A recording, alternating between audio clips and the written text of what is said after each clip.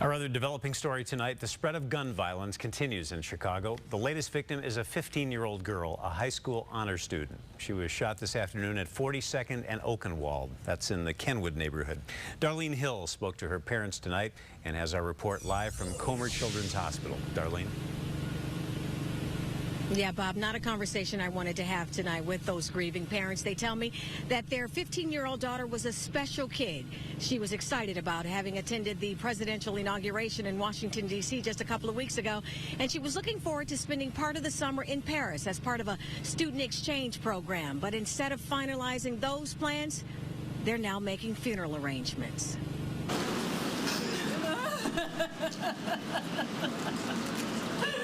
You never get used to hearing a mother's moans and cries when she loses a child.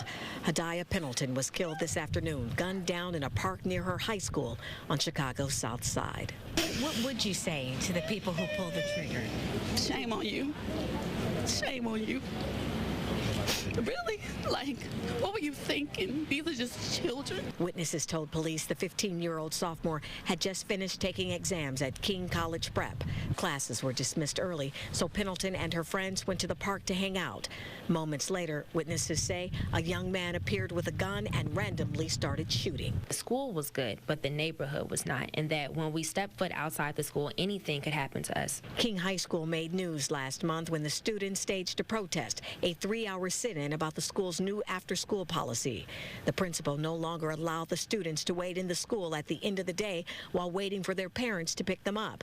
Some of the students told me their classmate would still be alive had the school doors been open. If we were able to be in a place that we could call like our safe haven after the bell rings, after school is out of session, I don't think it would have happened. Tonight, CPS officials tell us that after the sit-in, they changed their policy and now allow students to wait inside the school for their parents to pick them up, but many of them do not.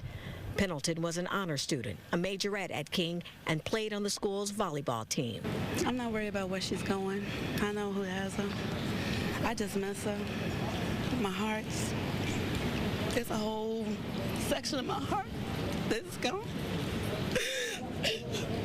Her father says she was a good kid who always did the right thing. He's upset that more isn't being done to stop the senseless shootings in Chicago. Get the guns out of the hands of the people that don't need to have them.